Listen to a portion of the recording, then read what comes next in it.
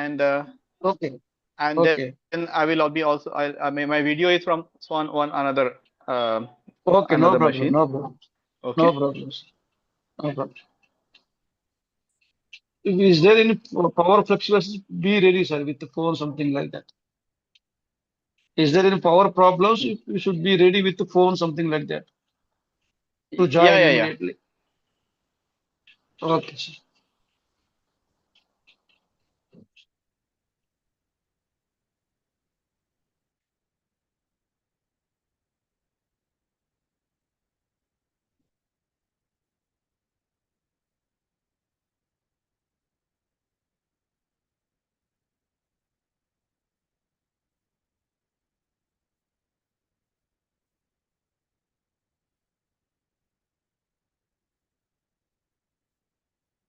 I'll be speaking for 45 minutes, and then we will have any if Yes, there sir. are Yes, any sir. questions on.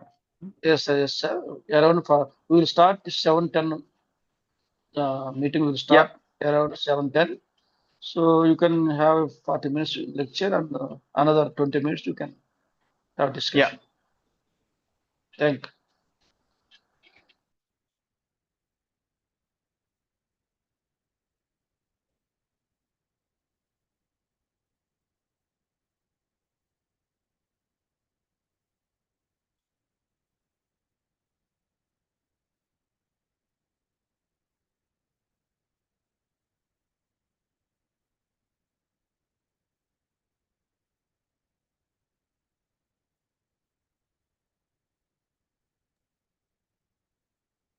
Lakshman sir.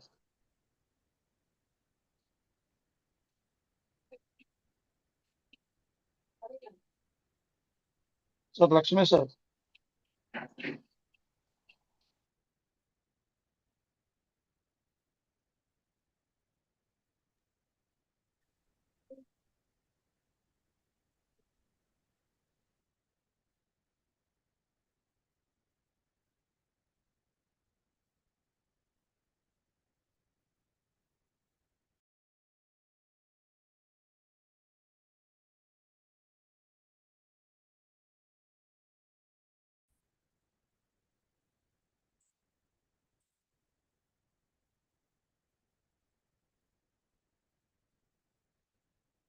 Devkar sir,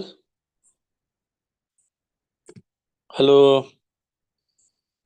Yes, हाँ जी। yes. जय जय भीम नमो बुद्धाय। Jai Bhim, Jai Bhim. Devkar ji, Yes, sir. We can start 7:10 sir, only 7 minutes बाकी है। Okay, okay. हमारा लोग धीरे धीरे आ जाता है। नहीं Yes, अन्ना, yes. मैं समय पे आ गया हूँ। Good evening. तुम आता सर, बहुत लोग समय पे नहीं आता, काम पे जाता, क्या अरे करेंगे। मैं भी काम से अभी अभी लौटा हूँ, टाइम पे आ गया हूँ। देवकर साहब वो बात कर रहे हैं, वो अरुण कोटे है, वो बड़ा आदमी है। अच्छा. वो जर्नलिस्ट है, एक्टिविस्ट है, everything. Oh, very good. He runs one Uh-huh. justice news, and he had a Okay. so much archive of Dalit crime, Dalit atrocities. Uh-huh. He is doing from 20-25 Wonderful. years. Wow. From Hyderabad or No sir, no I Lucknow am sir. There in Lucknow. Sir the मेरे Lucknow? नाम पे, Oh. मेरे नाम पे है वो शहर, उसमें बसा रहे। उसको भी नहीं मालूम है। Ah. लखनऊ कहाँ से आया? लखन से आया। Yes. Lakhan in Lakhan north, से लक्ष्मैया।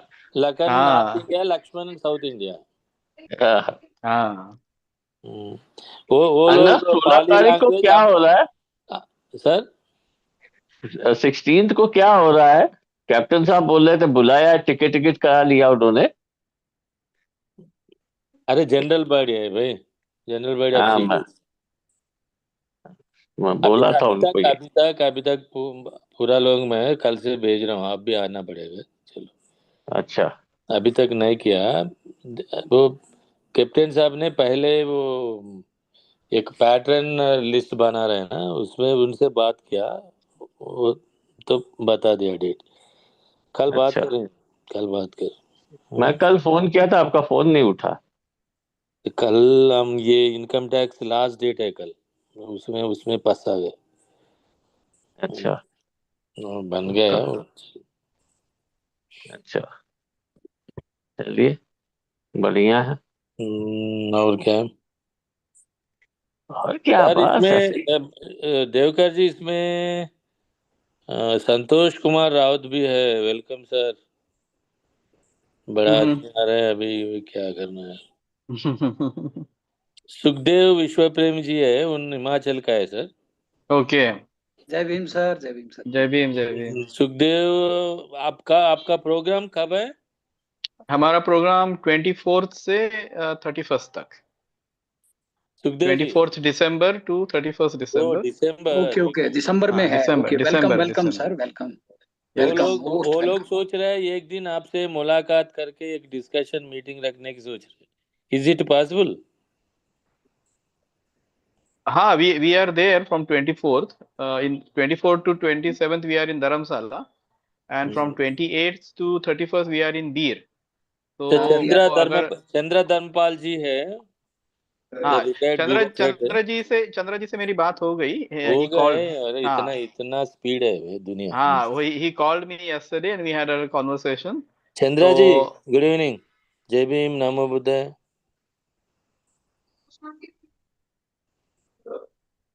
जय Bhim to all of you sir. Sir we very happy to see Jai you Bhim, sir. जय भीम। और बहुत दिन, बहुत बहुत महीनों के बाद। Sorry sorry sir, sorry. दिसंबर 24th को। ओके, दिसंबर 24। What happened? एक एक दिन उनमें एक मीटिंग करेगा। Okay sir. क्या पढ़ना है?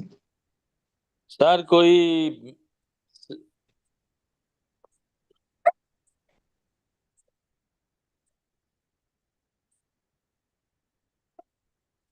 हम्म,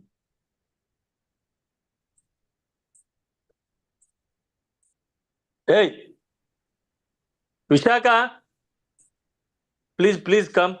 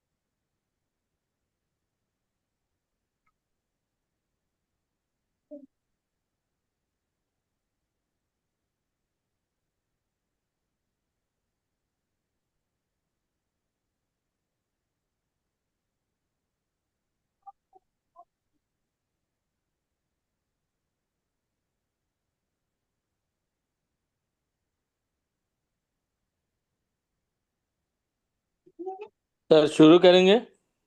Yes, we can. पानी दो.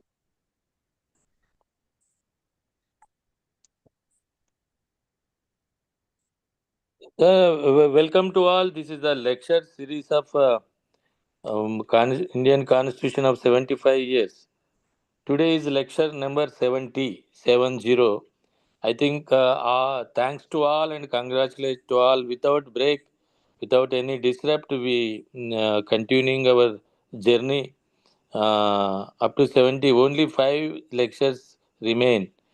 I think thanks to all and congratulations to all organizers uh, working for this lecture series. Now today we have a lecture. Topic is democratic values from the Buddha to the Indian Constitution. Now today's speaker is Professor Mahesh A. Devkar. Uh, he is head of the Department of Pali and Buddhist Studies, Savitribai Phule University, Maharashtra. I think Mahesh Devkar, I very much happy to and proud of to introduce Mahesh Devkar today meeting. I think he's a very renowned professor not only in India, in the world, in Buddhist area. I think um, I have a contact with him some 10 years. I think he's very fond of human beings and human relations. And he possesses masters in Sanskrit and Pali and has done his PhD in Pali on the comparative program of Pali and Sanskrit. He is engaged in teaching uh, research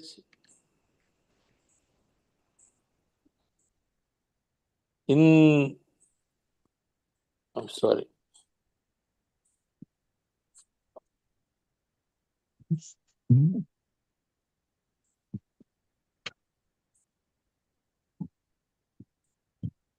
sorry, 1 minute.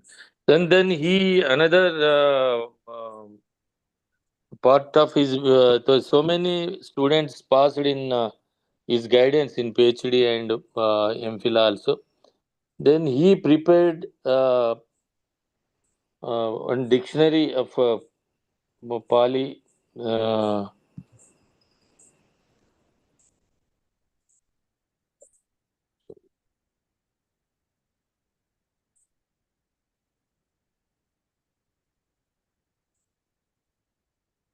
Then he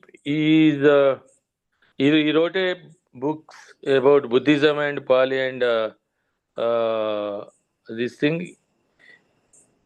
He edited 8 books and he wrote a 4 books and 2 books and 3 booklets and 8 fascicles and the dictionary of Buddhist terms in Pali and Sanskrit, Tibetan, Chinese, and English. Uh, 4 fascicles of Buddha Paribhashika Kosha, 48 articles, 1 book review, 4 prefaces, and has edited 8 books. He is the editor-in-chief of Pune Indological Series, a member of editorial board of Studio Indo Buddhicha, and an editor of the Buddha Paribhashika Kosha of Dictionary of Buddhist Terms in Pali, Sanskrit, Tibetan, Chinese, English, Hindi. Recently, he has been appointed a member of Bhasha Samiti of Government at India constituted for the development of 5 classical languages: Pali, Prakrit, Marathi, Bengali, and Assamese. Seven. Another thing is, I think I very fond of his work. He recognized by the so many world universities and governments also. Recently, Sri Lankan government published a book on 2600 of Buddhism. In that book, our beloved friend and professor Mahesh Devkar wrote on Pali. I think it's a very proud moment for us. I think I congratulate Mahesh Devkar. He's very close to Buddhavanam and Telangana Buddhist activities and is very Yeah. human uh, I think I don't want any words to tell him. His family and his whole group engaged in Buddhism and all those things. I think we are thinking so many programs about Buddhism in India. I think he is the one of the inspiration source for us. Thank you very much. Thank you, Mahesh Devkar. To agree, have Thank a you very much, sir. thank you, sir. Thank you. Yeah. So thank you very much, Lakshmi sir, for this very kind and loving introduction. I mean, after reading this, after listening to this introduction, you might be wondering what I'm doing here, because I'm not a constitution expert, and what I'm doing here in this lecture series about Indian Constitution. But there is one aspect, and that is Buddhism, which I studied for last few years, and that is something which also introduced me to Baba Sahib and his work and his vision. And that has actually brought me in contact with this, I mean, with many people, including Lakshmaya sir, and what work he is doing. Just a few days back, I was in Hyderabad and I visited the center, and I was really impressed to see such a center being dedicated to Dalit studies. And the backbone of that is, of course, Indian Constitution. And what I thought was that, considering what Baba Sahib did in his whole life, I mean, his whole journey, as you all know, I mean, he started working with Dalit issues, and he started these agitations and tried to mobilize people, try to educate them, sensitize them through different movements which he spearheaded. And ultimately, what you see is that by the end of his life, I mean, this journey took him to Buddhism, right? And in the last years of his life, there are two prominent things which he did, in my opinion. One is, of course, as we all know, the drafting and creation of Indian Constitution, and that is exactly also the period when he wrote his another constitution, we must say, of Buddhism, and that is his work, the Buddha and his Dhamma. So we can see that these two projects were going side by side. So we cannot really separate them from one another. We cannot say that Buddhism uh, is something separate, distinct from his constitutional work, because they are interlinked. And when I was studying Buddhism, and when I wrote his writings on Buddhism, I could see that connection, and I could see like how very skillfully, craftily he brought in those principles in Buddhism, the humanitarian principles, the democratic principles in Buddhism, and connected them to Indian Constitution. See, I mean, if we just have a look at his earlier writings, let's say his monumental works on caste, like his very early essay on caste, is origin and mechanism, and so on, which is genesis and mechanism. And then in 1936, his work on uh, annihilation of caste. In initial years, I mean, he was not talking so much about Buddhism. I mean, references to Buddhism in his writing were in a way of passing nature. They were not very, what you can say, they were not very vivid, and they were also not very detailed. But of course, as we all know, that he got introduced to Buddhism at the early age of, we can say, 16, when he was gifted with a biography of the Buddha by his own teacher, Krishnaji Keluskar. And that was year 1906, 1907, when he first came in contact with the Buddha.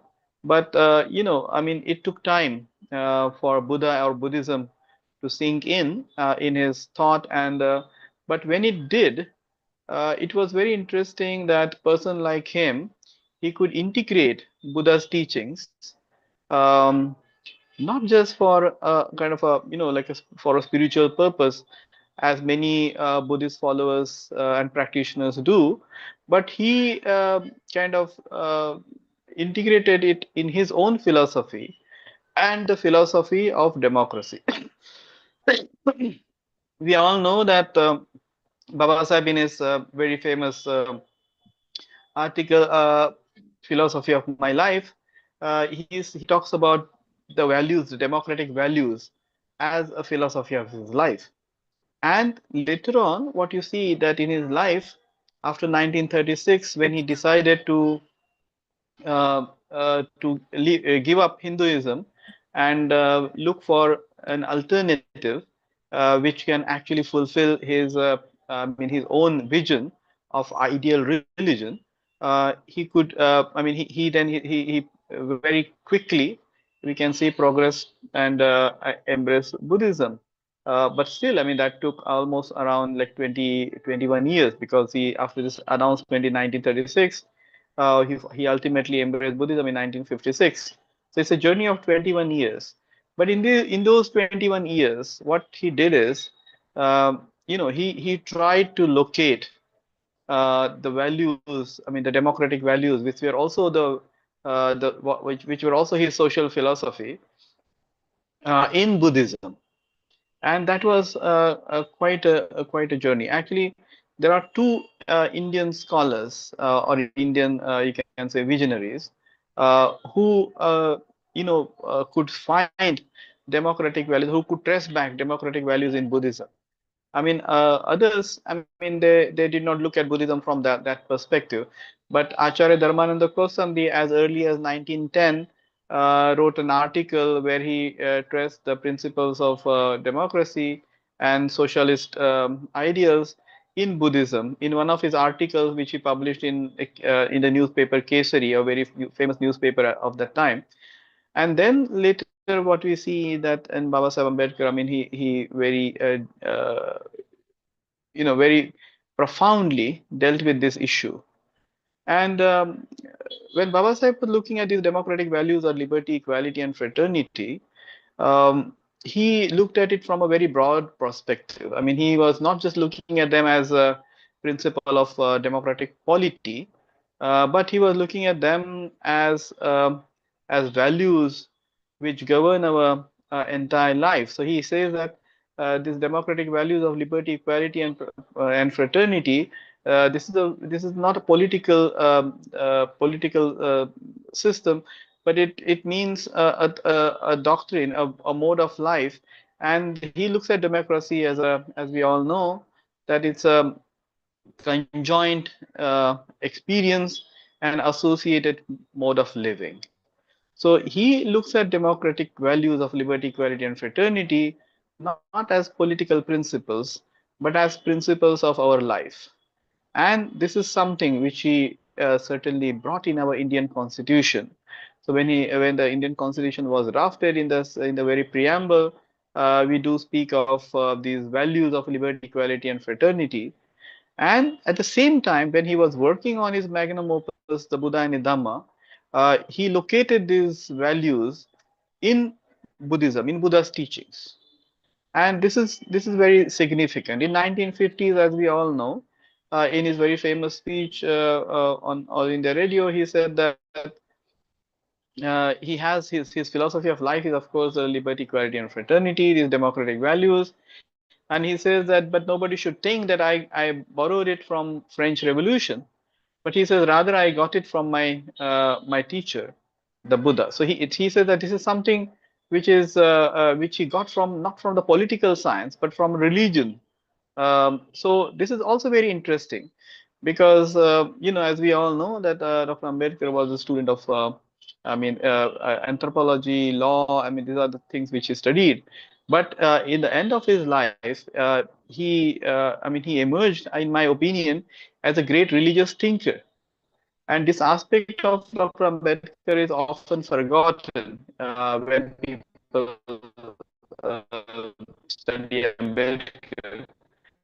because he gave a very pragmatic view of looking at religion, and it is he who could actually say that these democratic principles he did not get from political science, but he got it from the religion, from his teacher, the Buddha. That means he got it from Buddhism. The democratic principles, which doctrine, um, aspect of sacredness. This point very much in his Buddha and Dhamma. What we have in the Indian Constitution, we have these principles, and they are given as since they are part of our Indian Constitution. Of course, they are part of our political life, social life, economic life. But what Baba Sahib is trying to do, and which is very important and which is often, I think, forgotten, is that he want to give it them a sacred value.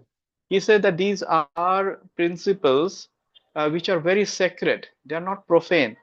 These are very sacred principles, and only through religion we could provide that sacredness, that sacred foundation to these values.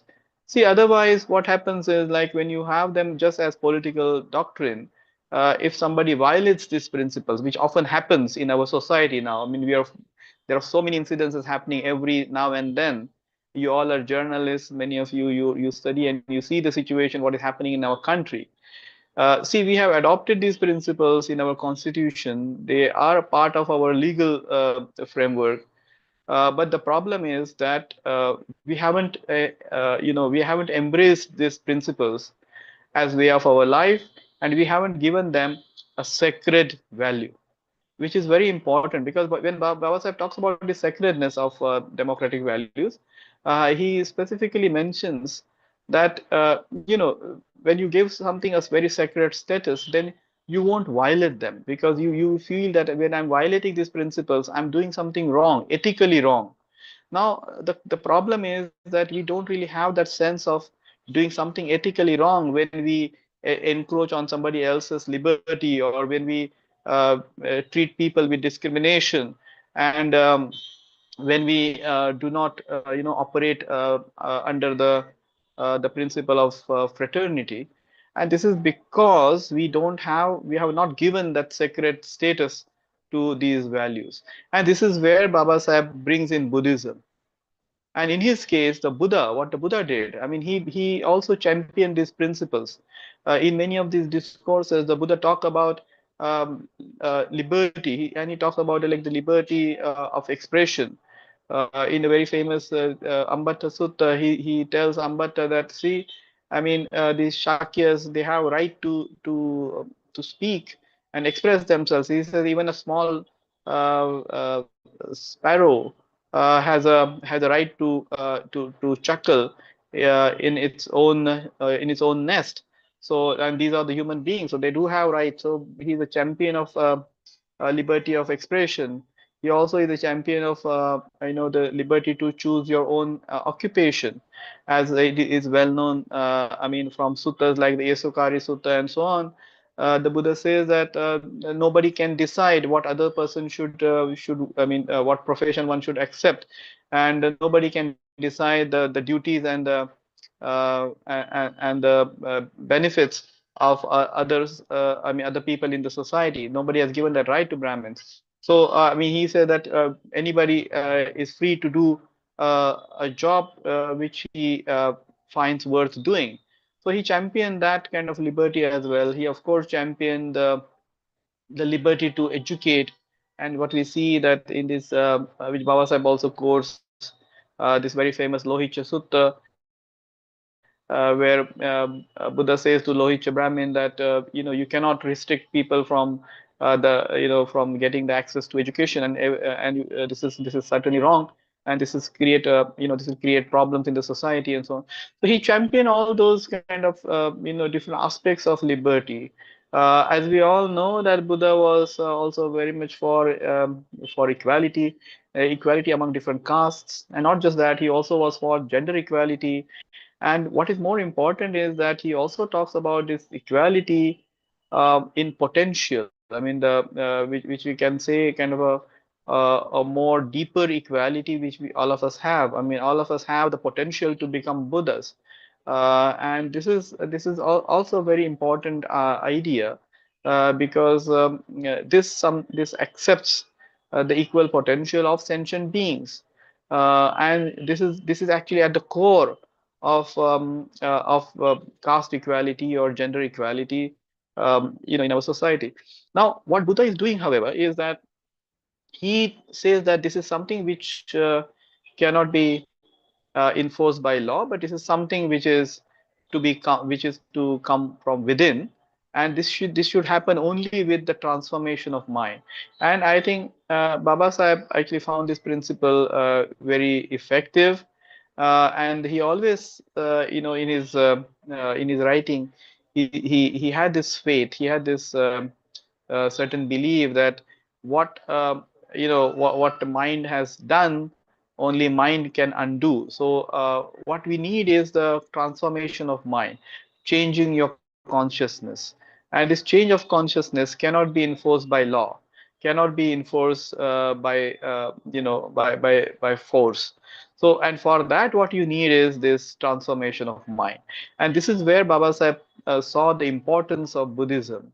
And he says that if really, I mean, what values, democratic values, are enshrined in Constitution, and for which what he did is like he provided the safeguards. Constitution has created a mechanism to safeguard these democratic values. But the question is that in order to safeguard this, you cannot simply do it by law. You cannot simply do it by force. But what we need is that this should be enforced, from within. I mean, and this should happen only when there is a mental transformation. And in order to have that mental transformation, I mean, we need to educate people. We need to convince them that these are the principles which are important as a way of life, and these are ethical principles. These are the principles which agree even with a religious life, and there is no contradiction. And therefore, what we need is that we need to follow these principles with utmost sense of sincerity, and we should give them a very sacred status, because only when we give them sacred status, only then I think we will there is a possibility that people will not violate these principles. You see, I mean, this is the strength of religion. So, I mean, Baba Sahib, maybe this is always the question that a person like Baba Sahib, why he in the end accepted a religion. And the answer is here, because what he saw is that because he has seen that equality, I mean, through communist revolution and what was happening around him at that time, that communism cannot give an answer, because I mean, in his very famous speech in Kathmandu, he has already highlighted that when he gave that famous speech, Buddha and Karl Marx. So he says that I mean, what Marxism is doing is that he is not even shying away from violence in order to establish equality, but that will not work, and that cannot last long. So, in order to kind of make it sustainable, even though it's a long way, but we will have to follow that way, and that way is basically that will come through religion. And the only religion, in his opinion, which could actually intrinsically do that, um, was Buddhism, because as you all know, that in 1936 speech, Annihilation of Caste, the main problem which he saw in Hello, what is eradication happening is of any caste in Hindu religion is that it has got a religious sanction. hello, hello, hello. Sir భయ cut అయిపోయారు మళ్ళీ వస్తారు break అవుతుంది Some voice. voice problem.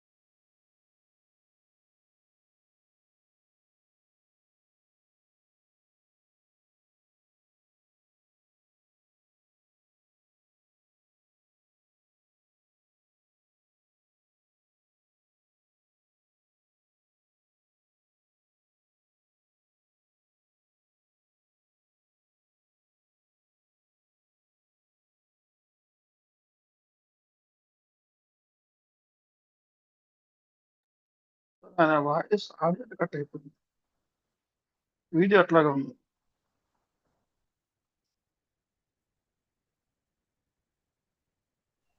Hello, am I audible? Sir yes sir Yeah, I Yes, think sir. I Now lost the audible. connection Now in audible. between. Yeah, okay okay. Continue sir Yeah, sorry. So what I was saying is that this is a problem which Baba Sahib detected very early in 1936 in his speech at the Jat Pat Todak Mandal, which is published as Annihilation of Caste.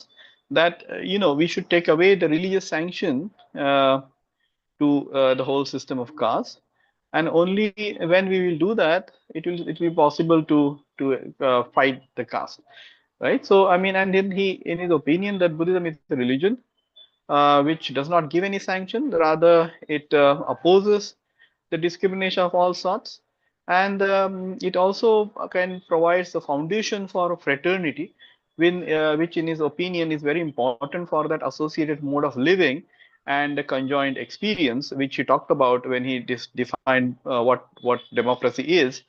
So I mean, he saw this principle there. So in his another speech where he is kind of talking about the Buddha and future of his religion, when he's examining uh, different religious traditions, he shows how Buddhism kind of fulfills his particular idea of ideal religion, because he says that democratic values are not just important for political system, but they are also important in social sphere. So we need for ideal society, we need the democratic values, and even for ideal religion, we need democratic values. So in one of his criteria of ideal religion, he said that it should uphold the democratic values.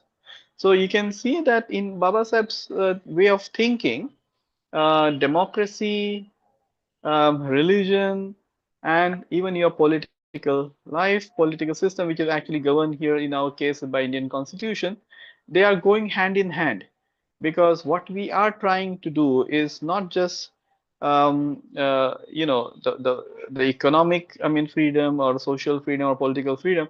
I mean, we want this all together, and something which we can imagine only if we can bring all these things together. So on one hand, he is kind of through Indian Constitution, Baba Sahib is trying to provide a political basis for these democratic values. He's creating a whole system of safeguarding the democratic values.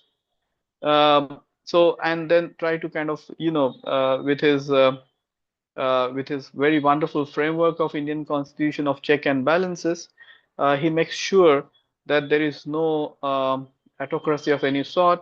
But at the same time, as you all know, that in the Constitutional Assembly, he has cautioned us that this democracy will be as good as the people who are running it.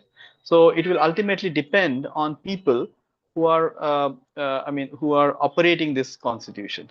So, and now here, I mean, the role of religion comes, or role of Buddhism comes, because if people who are running this constitution, now we know that, I mean, what is happening around us. I mean, people are making use of the same constitution to do many unconstitutional things. I mean, so if your intentions are not correct, if your intentions are not right, then you may, you would exploit this system to do all sorts of wrong things. And for that, Baba Sahib says that what we need is that transformation of mind. We need people who are actually, cherishing these democratic values, as within their heart. I mean, that is a part of their heart. They are sacred principles for them, and only then this constitution can work well. This constitution can work for the benefit of people. This can work for actually safeguarding the fundamental rights of people, right? So.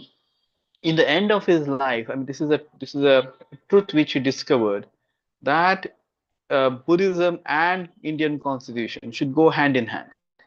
And only when they go hand in hand, and when I say Buddhism, what I mean is this Buddhist principle, the Buddha's ideology. If they go hand in hand, then alone we can actually think of the success of Indian democracy. So Indian democracy is now in the in the state of is facing lots of challenges. We are celebrating the 75th year of our constitution, but at this point it is really facing lots of challenges.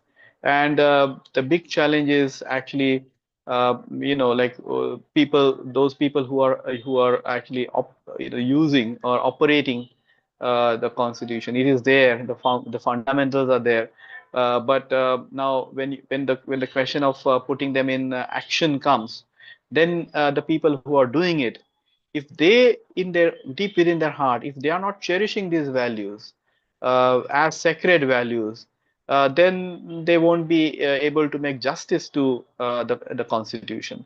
And for that, the Buddha is very important. The Buddhist thought is very important, because this thought which directly transforms your mind, transforms your consciousness, and gives this democratic values a sacred status.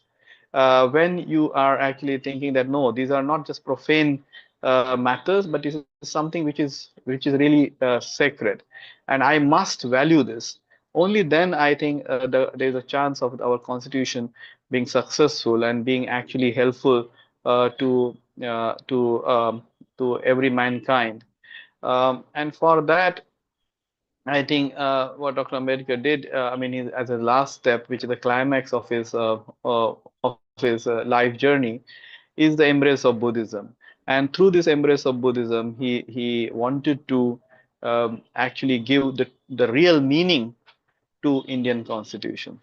So my little submission to this August gathering is that we should not really forget this aspect of sacredness of these values, which comes through religion, comes from Buddhism, and this particular issue of or point of transformation of mind, because otherwise constitutional will just become an empty document, which will not be of any help to people at large. So I think what Dr. Ambedkar realized by the end of his life is something for us to take forward.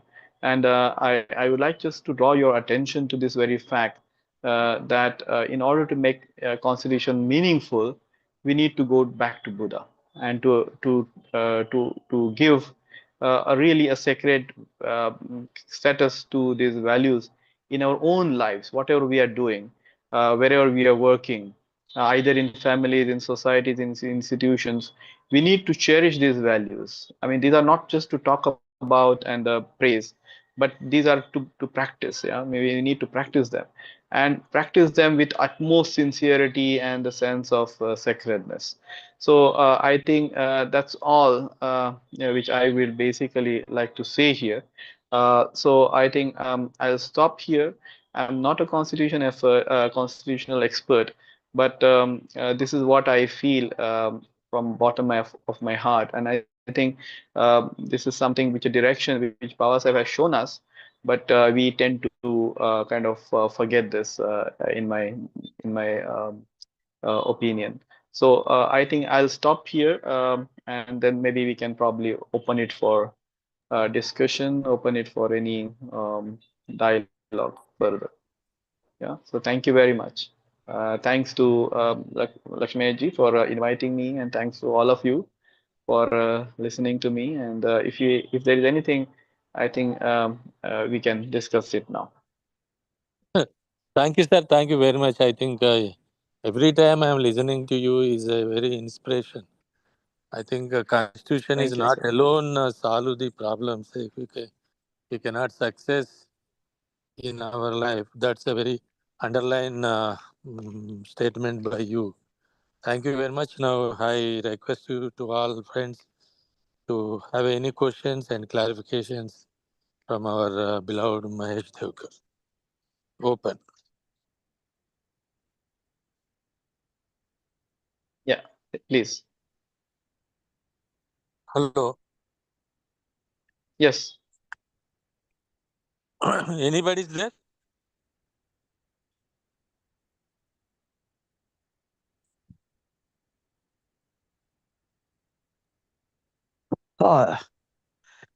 Yeah, I am Dharampal Chandra. Yes, sir. Sir, please.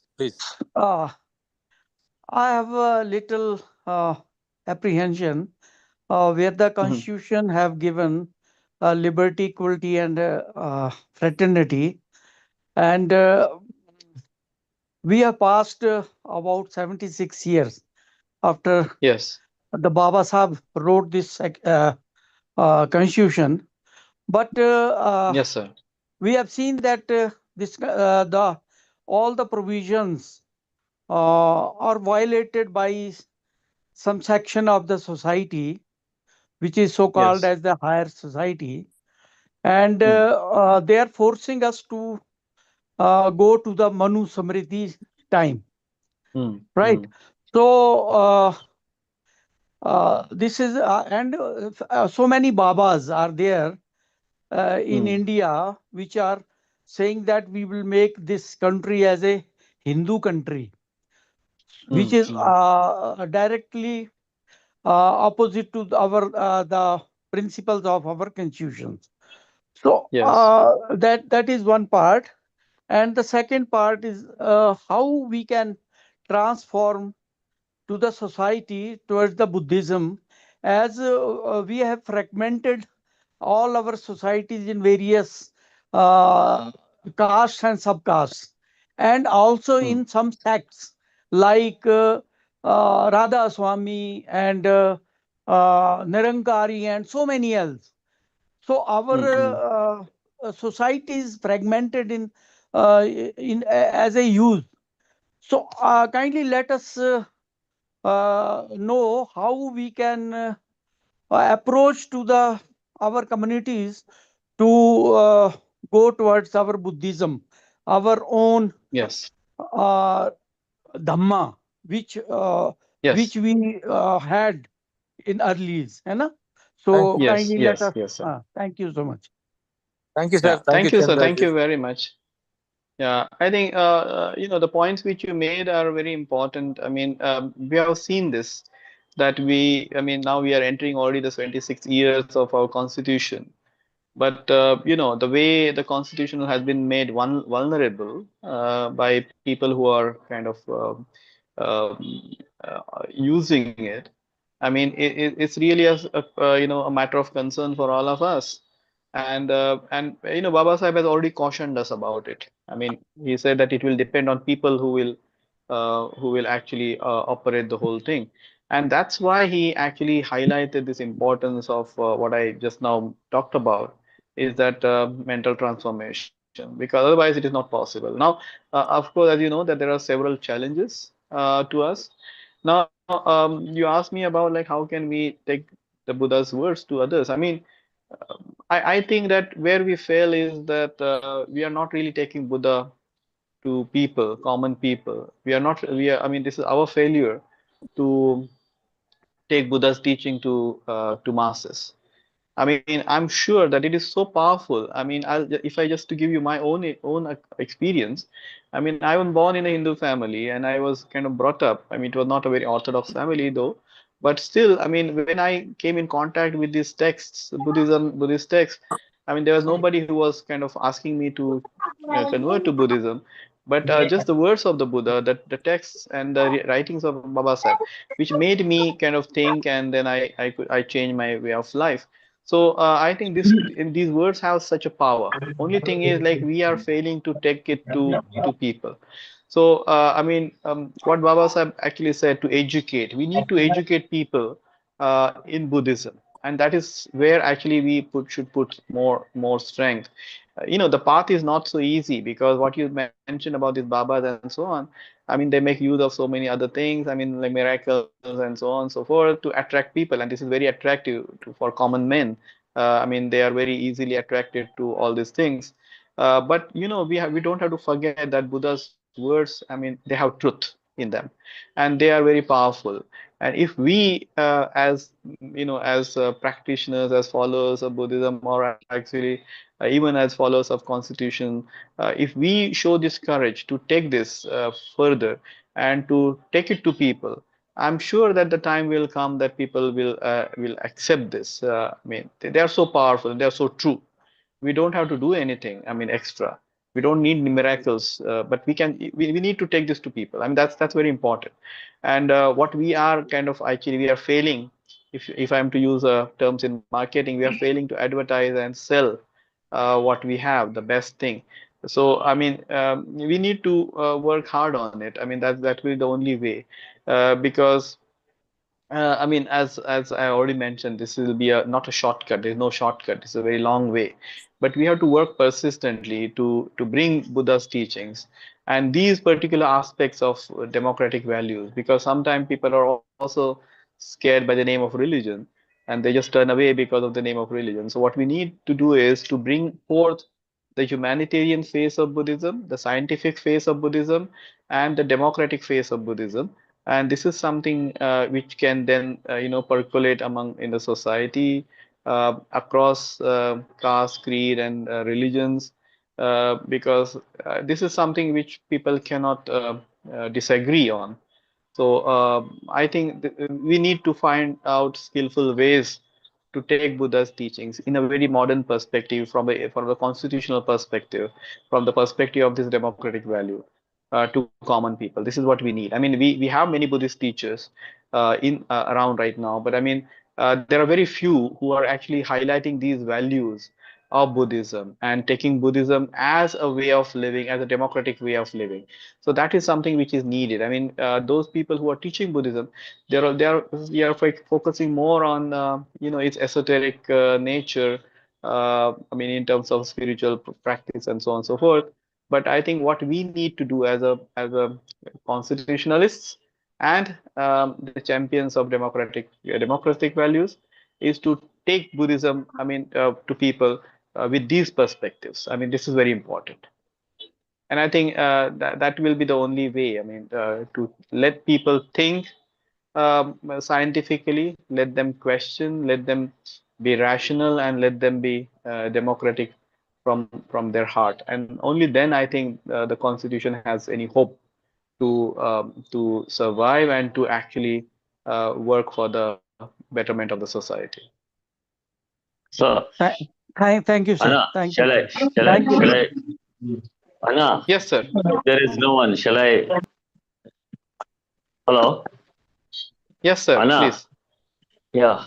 In fact, I completely with the agreement with you.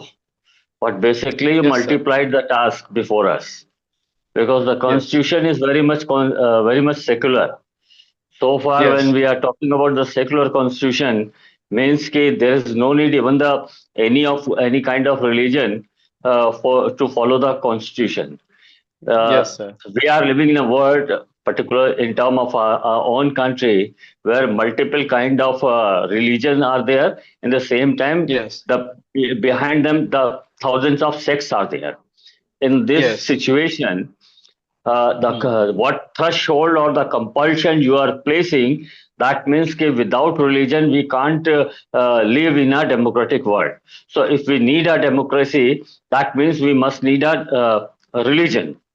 This is something very much something we need to look into that. Like me, I don't believe any form of any religion. On that situation, if even if I need a kind of democracy, then I do not have any hope.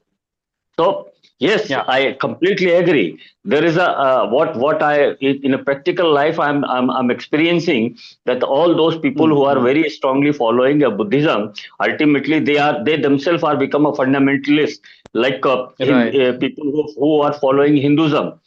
In such Mm. situation, how we can take up Buddhism, huh, Mm. for to ensure democracy and further making applicable our constitution. That is what it is Yeah, something yeah, yeah. I need No, just I a mean, bit yeah. understanding. Yeah. No, what Thank you you. say is exactly, yeah, what you say is, I mean, is exactly right. I mean, we have a challenge, and that's a challenge. And actually, for that, I mean, I think that the only way is to, that's why I mean, in the end, just now I said that we need to present Buddhism not as religion, but as a way of life, as a democratic way of life. And those principles need to be highlighted. And why religion? I mean, see, one aspect of religion which is more very important is this sacredness of these values which I mentioned to you. I mean, you see, as Baba Sahib also mentioned that when you consider something sacred, you don't violate it. I mean, now how to bring that sacredness? I mean, is it only through like becoming a religious person, or can we also do it without being a religious? Even an atheist can have these democratic values. I mean, and can have the, I mean, can treat them sacred. So what we need to do is we don't have to kind of if for other religions, I mean, for Buddhists is okay, but let's say for non-Buddhists, it is not necessary to consider Buddha as sacred, but they have to consider these values as sacred. I mean, this is what very important. So what we need to now propagate, or when we are talking about Buddhism, we need to talk about value-based Buddhism, not about a kind of religious aspect of Buddhism. I mean, I fully agree with you that there are people, I mean, who become also very fundamentalist, even Buddhist fundamentalist, but we don't need that. And this is why, I mean, what Baba Sahib has mentioned, I mean, we need to present Buddhism differently, not as a traditional esoteric religious kind of another religion, but as a way of life, as a philosophy of life. And this is something which is our challenge at the moment. And why Baba Sahib thought of this religion? I mean, it is important to have, I mean, the aspect of religion is to give that sacredness to this value, and is to give this sacredness, which is very important. And probably we'll have to find out more means and ways to do this. I mean, how to do this? It's a real challenge. So that on one hand we maintain our secular nature, and at the same time we also give these values a very sacred I mean the sacred status, which is very important, because we cannot otherwise because see, I mean, liberty and equality you can, you have a law, and you have a system, judiciary, to ensure that. But how about fraternity? Fraternity cannot be ensured, I mean, any other way, unless and until you have that real feeling of brotherhood, and that should come from your heart. And that is something where Buddhism can have play a role. And I mean, when I'm saying Buddhism, I'm not just talking about any particular ism as such, but I mean, we need to promote this like values even when they are in other religions. I mean, uh, can we kind of come up with kind of these democratic values, minus minus so to say, very hardcore kind of a religious feeling. I mean, you can keep aside all those things, but there's something which is common, maybe in all religions, whatever is good, whatever is pro-democratic, whatever is pro-humanity, if that those can be brought in, I mean, and in a form of, and therefore, I mean, you see, I mean, there is also one more aspect which I always feel that we forget in Baba Sahib's writing, which is also very important, that his idea of Saddharma. I mean, he talk about Dhamma, Adhamma, and Saddharma. So when he talks about Saddharma, actually what he's talking about is not Buddhism, I mean, not any ism or any religion as such, but he's talking about what we can say as a universal religion, which which has its values, which has certain values, but it transcends all the barriers, right? So transcending all the barriers, and at the same time, but it also gives that sacredness to these values. So I think that Sadharma is something which we need to work on more. We should actually think more about it and think about ways and means to bring that that idea of Sadharma, not the Buddha Dharma, but Sadharma, so that probably we would be able to unravel this particular question, which is very important, as you mentioned. I mean, it is very challenging, but actually there is something which we should be contemplating more. So thank you very much for that Thank very you. Thank you. thought-provoking Thank you. question. Thank Yeah. you very much. Thank you.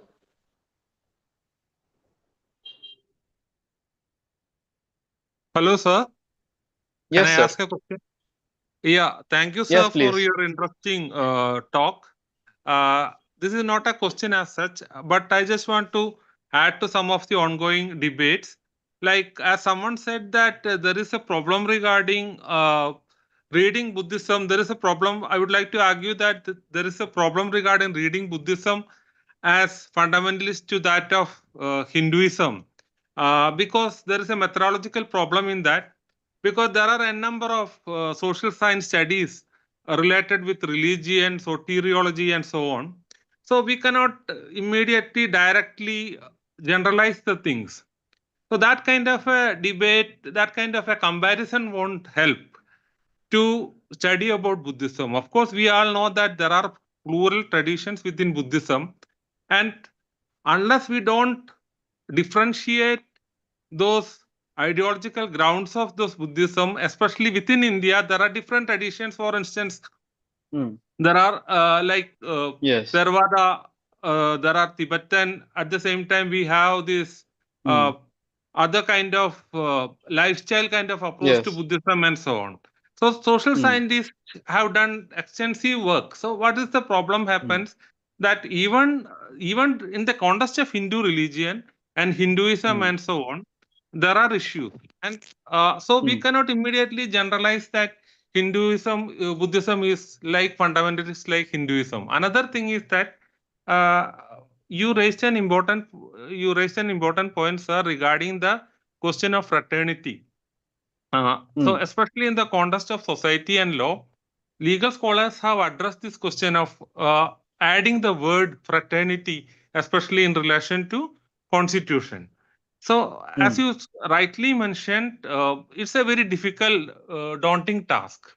So, in order Hmm. to address those issues, especially in the context of Buddhism, rather Hmm. than be deeply engaging Buddhism like the traditions, language, and various schools within Buddhist thought and so on, we cannot Hmm. immediately compare that it's like militant, or that would be a kind of a generalization, and I think it won't help Hmm. us to understand the nuances of Buddhism. Thank you, Hmm. sir. Yeah, yeah, okay. Thanks. I mean, what I wanted to make, I mean, say was not a very sweeping statement about it, but I mean, there are elements, such elements. In different places, like we saw what happened in Sri Lanka, we saw what is happening in Burma, and so on. So we saw that, I mean, there were kind of elements which are actually going away from the fundamental doctrines of Buddhism, and Yes, sir. there are certain elements so which we cannot really ignore. I mean, and that's also a reason which is causing problems in those countries itself themselves. Yes, sir. Yes, So sir. what we need to do is, I mean, therefore, what the vision Baba Sahib has given, I think Yes, sir. would be very important. The type of Buddhism he's talking about is very much important, because that is something which can take us closer to the constitutional values. I Yes, mean, sir. and that is something which we need to promote. And of course, I mean, this is a very daunting task. And Yes, sir. how to kind of give this values, and how to kind of in a way inculcate that sacredness about these values in people's mind is a Yes. most challenging question, because Yes, I sir. think everybody will say that we agree with these democratic values, but when it comes to our behavior, I Yes, mean, sir. what Yes. what we see is that we are not really following it. I mean, Yeah, and yeah, we don't really give them these principles, yeah. that kind of sacred status. Yes, yeah, yes, That yeah. is, yeah, Yeah, thank you, sir. yeah. Thank you very much for your comments, though. Yeah, Thank you, thanks sir. a lot. Yeah, yeah.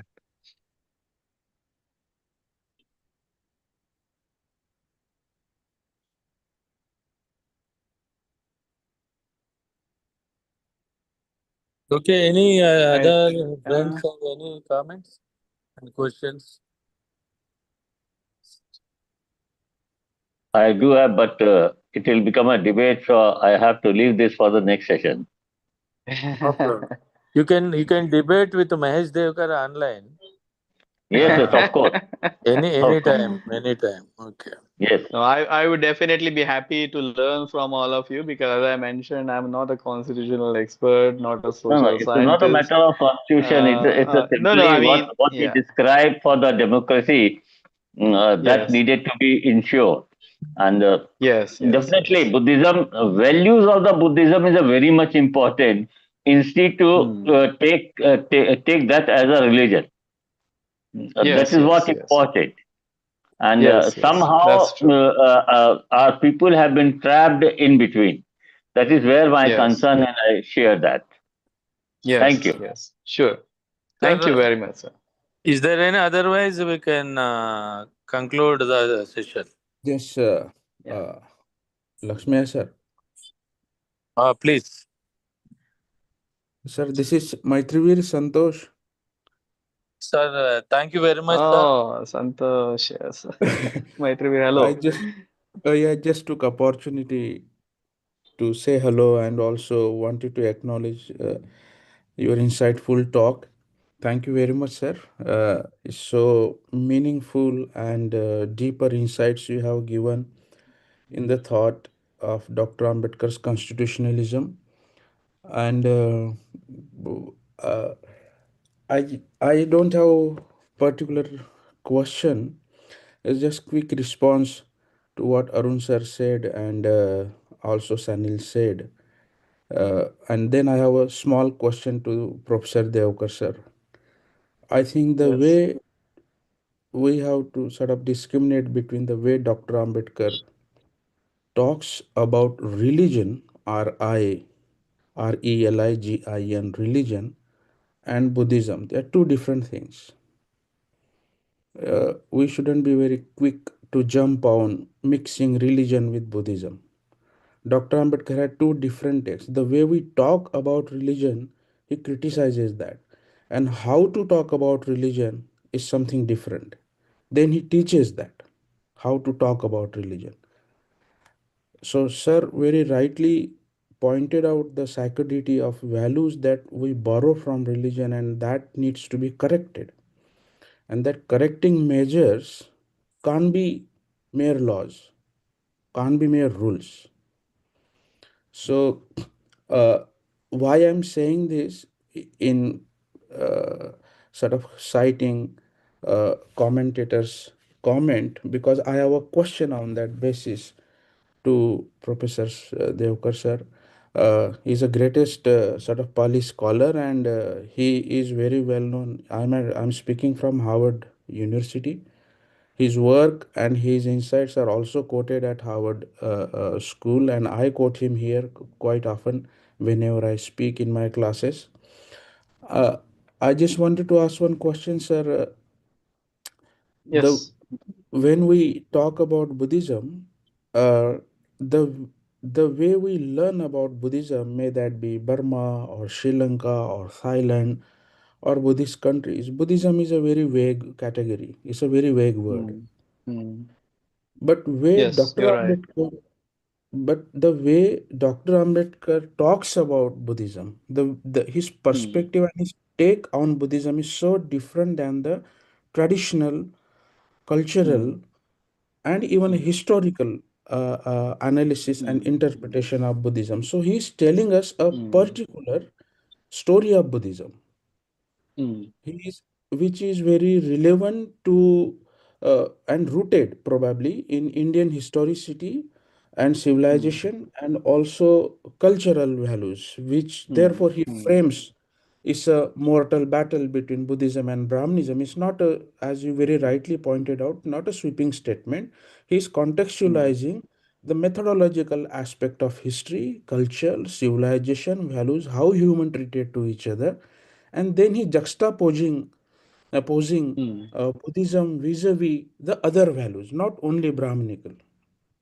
mm, That includes Jaina and also other things. But what I wanted to ask you, sir, how do we use or the language we should construct when we talk about the Ambedkarite perspective of Buddhism, if I use that mm, term? mm, mm, uh, mm, mm, the way Ambedkar tells story about Buddha's renunciation, he denies four mm, sides, or he also mm, questions Four mm, Noble Truth. He mm, questions monkhood.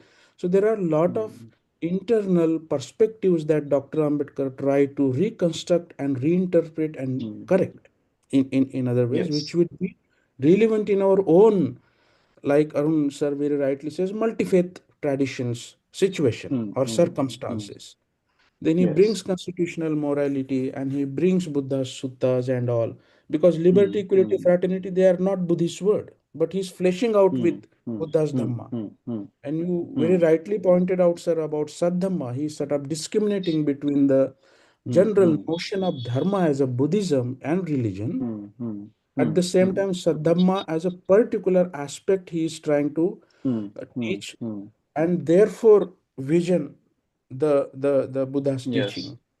So, Yes. what would be the appropriate pillars, fundamental Mm, sort of headlines that we should use when we mm, talk about Buddhism and the relevancy of our and challenges of our own time, sir? I would yeah. be deeply thankful for you if you talk or give us a sum of the insights about that. Yes.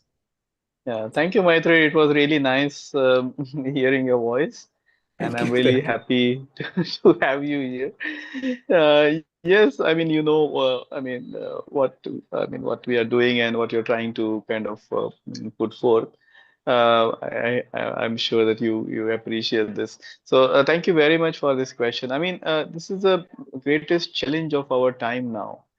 When we are on one hand, we are really getting trapped in this religious kind of um, parlance and that kind of language and so on.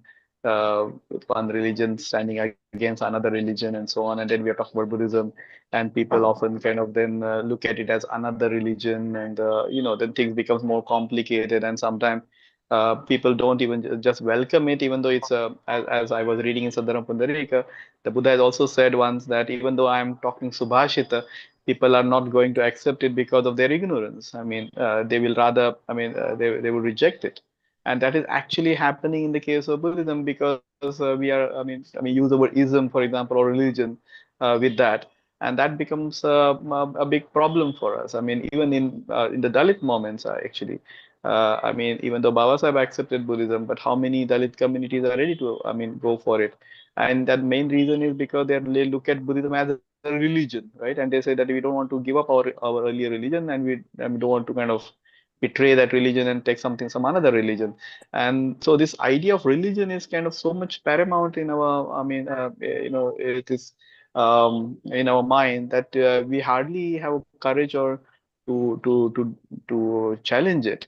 So I think Baba Sahib has shown us the way. I mean, the Sadharma which you mentioned, that language of Sadharma which Baba Sahib uses, I think is very significant because that takes it away from ism or religion. And the way he kind of talks about Sadharma, you see that he talks about values. He only talks about values. He talks about that philosophy of life. And I think that is something which is more essential now when we have this challenge. Our other speaker who also mentioned about it, that when we are talking about secularism on one hand, then again we are talking about another religion. But yes, I mean, you rightly said that when we are talking about Buddhism, we are just using this term for the convenience. But what we are talking about actually is values of Sadharma, and these values are something which don't have anything in disagreement with our democratic or our constitutional values. And I think that should be the trajectory now when we are taking Buddhism Buddhism to masses, and that is something which we should be doing. As Chandra sir also asked that question. I mean, how to take Buddhism to people? I mean, we have to take Buddhism to people, I think, through this language of Sadharma. Now, how to do it exactly on a practical ground is a big question, and it is a big challenge. And but it is, it is on to people like us. I mean, who are concerned and who are involved in all these things to take this further. Because on one hand, Baba Sahib was very clear when he took his important decisions of his life. That he was very clear, and he was had this clear vision of what to do with Buddhism and how to take it further. And I think there is something which is for the people who who actually accept Buddhism as a religion and become Buddhist, and there is also much for people who traditionally don't stamp them as Buddhist, but have constitution, upheld constitution. And Baba Sahib actually, I think, prepares a bridge between the two. So, there could be like the Buddha also did. I mean, in his own life. I mean, on one hand, he had formed a sangha for people who actually want to become members of that community. But he also had other discourses and advices to people who did not become part of that institution. Right. So I think that's the wisdom of Buddha. And actually, this is exactly what Baba Sahib is also doing in my case, my opinion. On one hand, on the 14th October, when he accepted Buddhism as a religion with his mass conversion, he formed a Sangha of the Buddha, which actually has, gives that value to Buddha as a teacher and so on and so forth, and his teachings and the Dharma. But on the other hand, I mean, he also has, in terms of Indian constitution and his other writings, and this idea of Sadharma, something for people who are not Buddhist by faith, but who value and cherish the values of humanity and the values of democracy. So I think he has this dual plan, and I think that we should really take this further. Right. I mean, that's something which I can think of right now, Maitreya. This is just loud thinking, more or less. I'm not, trying to answer or something, but I'm just thinking what you fed me, and now I'm thinking about it. But I think, in my opinion, I mean, I can see again a parallel. When I look at Buddha and Baba Sahib, I mean, I see lots of parallels there. And I think that we can draw some wisdom from that, something, direction for future. So that's it for the time being. Yeah. Thank you very much for being here. And yeah. Thank you Thank very you, much. thank you, Santosh. I think you took a time to attend, and thanks to Mahesh and other people, whoever. Otherwise, we can conclude.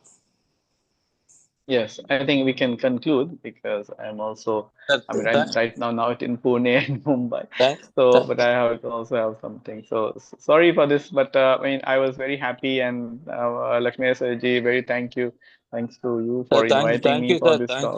Thank you, Mahesh Devkarji, and Yeah, thanks to all. I think it's a yeah, finishing our 70th lecture. I think this is a very yeah, proud moment for us. We are continuing from 1 to 70 without any break. Whatever schedule we achieved, and we are only 5 lectures remain. I think it's a very uh, laborious, very difficult task, but our people, friends, I think Santosh took a pain, and he organized 7, 8 lectures from US also, like Vinod Mishra. Like so many people are, even Sukhdev Premji, Arun Kote, Dinesh Chandraji, all are, they are very work hard, and we achieved it. Thank you, sir. Thank you very much. I yeah. think Thank you very much. Thanks in for. Center for Dalit Studies, we have a Ashoka Stamb developed with the Constitution pillar. Are you Yes, rightly said Buddha to Constitution? Buddha, Ashoka, Ambedkar, and the preamble of Constitution is the journey. I think I request yes, you, Santosh and Mahesh sir, and we can develop one a book or compilation or edited on this issue in future, then Mm. particular Buddha philosophy to preamble constitution between Ashoka and Ambedkar. Whatever movements, whatever Yes. things helped this constitution, this is very much important because everybody talking about Aristotle, Plato, all those things. But in Buddhism, we have already democratic principles are there, but we don't Mm. tell the people this is also very ancient, important democratic philosophy. But this should be another thing we have to think about it in future. Thank you very much. Thanks to all. Yeah. Thank you very much. Thanks a lot. Yeah. Thanks, sir. Thank Thank you. you, Anna. Thank you, Thank you sir. very much. Thank you very much. Thank you very much. Thank you, Thank you. Santosh. Thank you. Thank you. Thank you, Thank you, sir. sir. Thank you.